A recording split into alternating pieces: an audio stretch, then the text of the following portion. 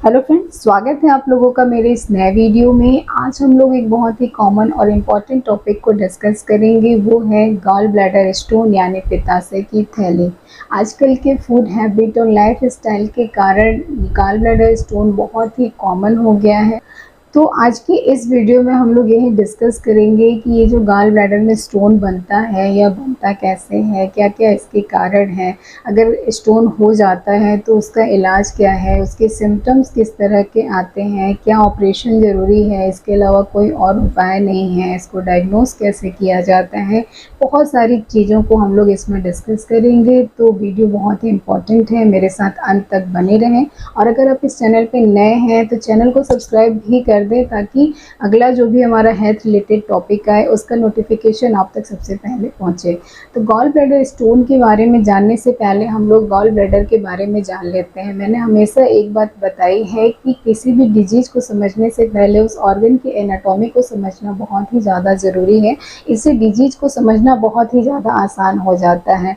तो gall bladder जो है एक छोटा सा ऑर्गन होता है जो हमारे लीवर के जस्ट नीचे होता है, उससे अटैच्ड होता है।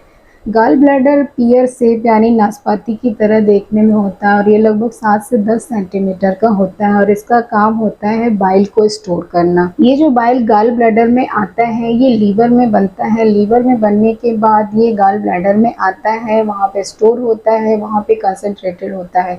जब भी हम खाना खाते हैं तो हमारा गॉल ब्लैडर जो है वो कंट्रैक्ट करता है यानी पिचकता है और उसमें से जो बाइल है वो बाहर इंटेस्टाइन में आ जाता है और ये फूड के डाइजेशन में हेल्प करता है। तो अगर शॉर्ट और सिंपल लैंग्वेज में समझे तो जो गॉल ब्लैडर है वो बाइल को स्टोर करता है और ये हमारे फूड डाइजेशन, स्पेशली फैट के डाइजेशन में हमारी बहुत ही ज़्यादा हेल्प करता है। अब इसी गॉल ब्लैडर में जब स्टोन हो जाता है तो मेडिकल टर्म में इसे कोलेलिथियोसिस बोलते हैं। ये जो पथरी है एक छोटे से बालू के कण से लेके एक गोल्फ बॉल के साइज की हो सकती है। हो सकता है किसी में सिर्फ एक ही स्टोन हो पर बहुत बड़ा हो, किसी में मल्टीपल छोटे छोटे कई सारे स्टोन हो सकते हैं, किसी में एक छोटा सा स्टोन हो सकता है। तो ये डिपेंड करता है कि कैसा पेशेंट है और उसमें किस तरह के स्टोन डेवलप हो रहे हैं। स्टोन के डेवलप होने के कॉजेज़ क्या क्या हैं, तो एग्जैक्ट जो कॉज है वो अननोन है, पर कुछ 2-3 कॉजेज़ हैं जिनको मैं डिस्कस करूंगी। जो हमारा बाइल जूस होता है जो लीवर से बन के गॉल ब्लैडर में स्टोन होता है, उसमें बाइल साल्ट, मिनरल वाटर के अलावा कोलेस्ट्रॉल और बिलिरुबिन भी पाया जाता है। तो इसके डेवलप होने का पहला कॉज हो सकता है कि बाइल जूस में कोलेस्ट्रॉल का ज़्यादा होना। ऐसे तो हमारा बाइल जो है जो भी कोलेस्ट्रॉल बनता है उसको डिजॉल्व कर देता है, उसका यही काम है। लेकिन अगर जो लीवर है वो बहुत ज़्यादा कोलेस्ट्रॉल को एक्सीड करेगा, सिक्रेट करेगा और इसको बाइल डिजॉल्व नहीं कर पाएगा तो ये प्रेसिपिटेट होने लगता है और इसकी क्रिस्टल्स बनने लगते हैं और फिर स्टोन का रूप ले लेते हैं। तो ये तब ज़्यादा केसेस में देखा गया अगर आप अपने फूड में कोलेस्ट्रॉल का अमाउंट ज़्यादा रख रहे हैं। दूसरा कॉज इसका हो सकता है कि जो बाइल जूस है उसमें बिलिरुबिन का ज़्यादा होना। बिलिरुबिन हमारी बॉडी में तब बनता है जब रेड ब्लड सेल्स जो हैं वो टूटते हैं। आरबीसीज के टूटने का जो प्रोडक्ट है उसमें बिलिरुबिन होता है। अगर हमारी बॉडी में एक्सेस अमाउंट में बिलिरुबिन पाया जाएगा, बाइल जूस में भी आएगा और फिर ये प्रेसिपिटेट होके स्टोन का फॉर्मेशन करेगा। तो अगर किसी को liver cirrhosis, biliary tract infection या फिर कोई भी हेमोलिटिक डिजीज़ है तो ऐसे केस में आरबीसीज का ब्रेकडाउन ज़्यादा होता है, बिलिरुबिन का फॉर्मेशन ज़्यादा होता है और स्टोन देखने को मिलता है। या फिर एक कारण स्टोन का ये हो सकता है कि जो हमारा बाइल है वो पूरी तरह से खाली नहीं हो पा रहा है, यानी कि जो गॉल ब्लैडर है वो अच्छे से फंक्शन नहीं कर रहा है और अपने आप को पूरी तरह से एम्प्टी नहीं कर पा रहा है। अगर बाइल पूरी तरह से खाली नहीं होगा तो वो स्टोर होने लगेगा, धीरे धीरे उसकी कंसिस्टेंसी बढ़ेगी और फिर वो स्टोन का रूप ले लेगा। गॉल ब्लैडर स्टोन कितने टाइप्स के होते हैं, तो ये मेनली 2 टाइप के होते हैं, कोलेस्ट्रॉल की पथरी और फिर बिलिरुबिन की पथरी। कुछ मिक्स्ड भी हो सकते हैं जिसमें कोलेस्ट्रॉल और बिलिरुबिन दोनों की मिक्स पथरी पाई जाती है। कोलेस्ट्रॉल की पथरी बहुत ही कॉमन है। जो कोलेस्ट्रॉल स्टोन है लगभग 80% केसेस में देखा गया है और ये हमारी बॉडी में तब बनता है जब कोलेस्ट्रॉल का इंजेक्शन यानी कोलेस्ट्रॉल हम अपनी फूड में ज़्यादा लेते हैं या फिर जो कोलेस्ट्रॉल है उसका डाइजेशन ठीक से नहीं होता है।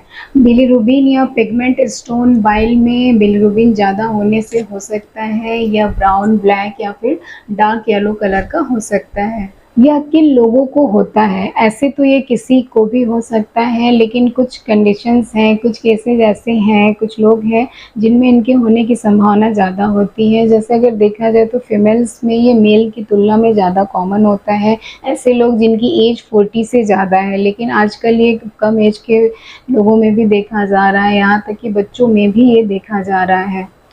जिन लोगों का वेट ज़्यादा है, सेडेंटरी लाइफ़स्टाइल जी रहे हैं, कोई एक्सरसाइज़ वर्कआउट नहीं कर रहे हैं, खाने में फैटी और ऑयली फूड ज़्यादा ले रहे हैं, फाइबर नहीं ले रहे हैं, तो उनमें भी इसके होने की संभावना ज़्यादा हो जाती है। प्रेगनेंसी के दौरान या फिर जो महिलाएँ ओरल कंट्रासेप्टिव पिल्स ले रही हैं, उनमें हार्मोनल चेंजेज़ के कारण गॉल ब्लैडर स्टोन देखा जाता है। अगर किसी को कोई हेमोलिटिक डिज़ीज़ है, फैमिली हिस्ट्री है, डायबिटीज़ है या फिर जो लोग फास्टिंग बहुत ज़्यादा करते हैं, तो उनमें भी इनके होने की संभावना बढ़ जाती है। जो लोग फास्टिंग ज़्यादा करते हैं, बाइल तो जैसे बन रहा है वैसे ही बनता है, पर वो खाली नहीं हो पाता है, अंदर ही अंदर स्टोर होने लगता है, तो इसके कारण से स्टोन का फॉर्मेशन होता है। जो लोग डाइटिंग से सडन वेट लॉस करते हैं, उनमें भी इनके होने का रिस्क बढ़ जाता है, क्योंकि सडन डाइटिंग से जो लोग वेट लॉस करते हैं, खाना कम कर देते हैं, फैट का जो अमाउंट है लगभग 0 कर देते हैं, तो ऐसे में बाइल जूस बनता तो है पर वो खाली नहीं हो पाता है और स्टोन बनने का रिस्क बढ़ जाता है। इसके सिम्पटम्स क्या-क्या हैं और क्या-क्या कॉम्प्लिकेशंस इस स्टोन की वजह से हो सकते हैं? तो इनिशियली ये एसिम्प्टोमेटिक होता है, 70 टू 80% केसेज़ में आप पेशेंट में देखेंगे तो कोई सिम्पटम्स नहीं होता है और अचानक से ये डायग्नोज़ हो जाता है किसी इन्वेस्टिगेशन से, कहीं अल्ट्रासाउंड कराने गए, किसी और प्रॉब्लम के लिए, तो अचानक से डायग्नोज़ हो जाता है कि उनको पथरी है, सालों से पथरी रहता है और कोई सिम्पटम्स नहीं आते हैं। जनरली लोगों को पेट दर्द होता है, स्पेशली खाना खाने के बाद, और ये दर्द है कुछ मिनटों से लेके घंटों तक हो सकता है। इसके अलावा डाइजेशन रिलेटेड इश्यू जैसे नॉज़िया, वोमिटिंग, इंडाइजेशन, कॉन्स्टिपेशन जैसी प्रॉब्लम होती है। जब तक ये स्टोन गॉल ब्लैडर के अंदर है तब तक नॉर्मल सिम्पटम्स आते हैं और खाने-पीने में परहेज़ करने पे, कुछ हल्की-फुल्की मेडिसिन लेने पे इनसे आराम भी मिलता है। प्रॉब्लम एक्चुअल तब आती है जब ये गॉल ब्लैडर से बाहर निकल आता है। अगर ये बाहर निकल के गॉल ब्लैडर के नेक पे फँस जाता है तो बाइल जो है वो खाली नहीं हो पाता है, जितना बाइल है वो अंदर ही रह जाता है। ऐसे केस में पेशेंट को सीवियर पेन होता है, वोमिटिंग होता है और अगर ज़्यादा दिन तक बाइल वहीं रह जाता है तो फिर जो गॉल ब्लैडर है उसकी वॉल्स में स्वेलिंग होने लगती है, इन्फेक्शन होने लगता है, पस का फॉर्मेशन होने लगता है, पेशेंट को बहुत ज़्यादा फीवर आने लगता है राइगर के साथ, यानी कि जाड़ा देके बुखार आता है, पेट में दर्द, वोमिटिंग जैसी प्रॉब्लम होती है। रेयर केस में गॉल ब्लैडर फट भी जाता है और ऐसे केस में जो भी पस रहता है वो पूरा एब्डोमेन में आ जाता है और पेरिटोनाइटिस होने का खतरा बढ़ जाता है। रेयर केस में ये भी देखा गया है कि गॉल ब्लैडर फटने के बाद एक फिस्टुला बन जाता है, गॉल ब्लैडर और इंटेस्टाइन के बीच में एक रास्ता बन जाता है। इंटेस्टाइन का फ्लूइड जो है वो गॉल ब्लैडर में जा सकता है, गॉल ब्लैडर का स्टोन इंटेस्टाइन में आ सकता है। अगर ये स्टोन लीवर वाली डक्ट में आके फंस जाता है तो लीवर का जो फ्लूइड है वो इंटेस्टाइन में नहीं आता है, वापस ब्लड में आने लगता है और पेशेंट में जॉन्डिस के सिम्पटम्स डेवलप होने लगते हैं, बॉडी पीली पड़ने लगती है, यूरिन डार्क होने लगता है, आँखें, हाथ, पैर सब पीले होने लगते हैं और पेशेंट में इचिंग होने लगती है। वहाँ से भी नीचे और खिसक के पैनक्रियाज वाली डक्ट में आ जाता है तो पैनक्रियाज में सूजन होने लगती है जिसे पैनक्रियाटाइटिस बोलते हैं। यह एक तरह की इमरजेंसी कंडीशन होती है, पेशेंट को सीवियर पेन होता है और इसको तुरंत मैनेजमेंट की ज़रूरत होती है। कुछ केसेस में ये स्टोन गैंग्रीन और कैंसर भी फॉर्म कर सकते हैं। इसका इन्वेस्टिगेशन कैसे करते हैं? जब आप डॉक्टर के पास सिम्पटम लेके जाते हैं तो डॉक्टर आपको मैनुअली चेक करते हैं, उसके बाद आपको अल्ट्रासोनोग्राफी कराने की सजेशन देते हैं। अल्ट्रासोनोग्राफी जो है वो जीबी स्टोन के लिए बेस्ट इन्वेस्टिगेशन है। इससे ये पता चल जाता है कि जो स्टोन है वो गॉल ब्लैडर में है या फिर उससे बाहर निकल चुका है। स्टोन अगर सीवीडी में यानी कॉमन बाइल डक्ट में दिखता है तो डॉक्टर एमआरसीपी कराते हैं या एक तरह का एमआरआई है, इससे जो स्टोन है उसका एग्जैक्ट लोकेशन पता चल जाता है। इसके साथ साथ डॉक्टर आपका कुछ ब्लड इन्वेस्टिगेशन जैसे सीबीसी, एलएफटी और ज़रूरत पड़ने पे एमाइलेज लैपिस कराते हैं। इसका ट्रीटमेंट क्या है? तो मेडिकली इसका कोई भी ट्रीटमेंट नहीं है। अगर स्टोन छोटा है, आपको कोई भी सिम्पटम नहीं आ रहे हैं, तो डाइट में और लाइफ़स्टाइल में चेंज करके आप अपनी सर्जरी को पोस्टपोन कर सकते हैं, इससे बच सकते हैं। लेकिन अगर कोई परेशानी है तो डॉक्टर इसके लिए आपको सर्जरी की ही सलाह देते हैं। इसकी सर्जरी 2 तरह से की जाती है, पहला लैप्रोस्कोपी से और दूसरा ओपन सर्जरी करते हैं। लैप्रोस्कोपी यानी कि दूरबीन से किया जाता है, 2-3 छोटे-छोटे कट लगाए जाते हैं और आपके गॉल ब्लैडर को बाहर निकाल दिया जाता है। अब ओपन में तो बड़ा-सा कट लगता है, उसके बाद गॉल ब्लैडर को बाहर निकालते हैं। आजकल दूरबीन विधि की जो सर्जरी है बहुत ही कॉमन है, क्योंकि इसमें आपका हॉस्पिटल स्टे बहुत कम होता है, ब्लड लॉस भी कम होता है और आप अपनी जो रूटीन लाइफ़ है उसमें भी जल्दी वापस आ जाते हैं। अगर स्टोन कॉमन बाइल डक्ट यानी सीबीडी में आ चुका है तो फिर डॉक्टर ईआरसीपी करते हैं। यह एक तरह का एंडोस्कोपिक प्रोसीजर है और इसमें दूरबीन को अंदर डाल के स्टोन को बाहर निकाल लिया जाता है। स्टोन को बाहर निकालने के बाद 3 वीक्स के लिए स्टेंट भी लगाया जाता है, जिसको 3 हफ्ते के बाद डॉक्टर निकाल देते हैं। ऑपरेशन के बाद क्या खाना चाहिए, क्या प्रिकॉशन लेना चाहिए, किन चीज़ों से परहेज़ करना चाहिए, इस पे मैंने एक डिटेल में वीडियो बनाया है, आप उसको देख सकते हैं।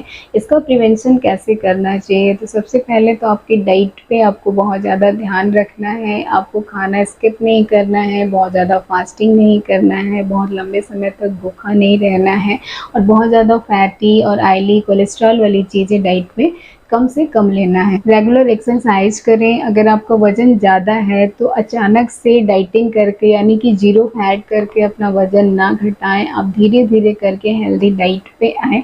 अचानक से अगर आप सब कुछ बंद कर देंगे तो अगेन आपकी प्रॉब्लम बढ़ेगी, क्योंकि बाइल जूस का फॉर्मेशन तो होगा, लेकिन अगर वो यूज़ नहीं होगा तो स्टोन बनेंगे।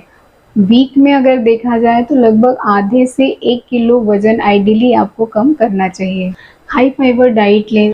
आप हेल्दी फ़ैट लें, फ़ैट लेना मना नहीं है, पर हेल्दी फ़ैट लेना है। ऑलिव ऑयल, फिश ऑयल, अगर आप हेल्दी फ़ैट लेंगे तो फिर जो आपका गॉल ब्लैडर है वो कॉन्ट्रैक्ट करेगा। आइडियली जैसे कि उसको एम्प्टी होना चाहिए वैसे एम्प्टी होगा और आपकी जो प्रॉब्लम है वो नहीं होगी। तो उम्मीद है ये वीडियो आपके लिए यूज़फुल रहा होगा। अगर वीडियो पसंद आए तो इसे लाइक करें, चैनल सब्सक्राइब करें और बेल आइकन दबाना ना भूलें।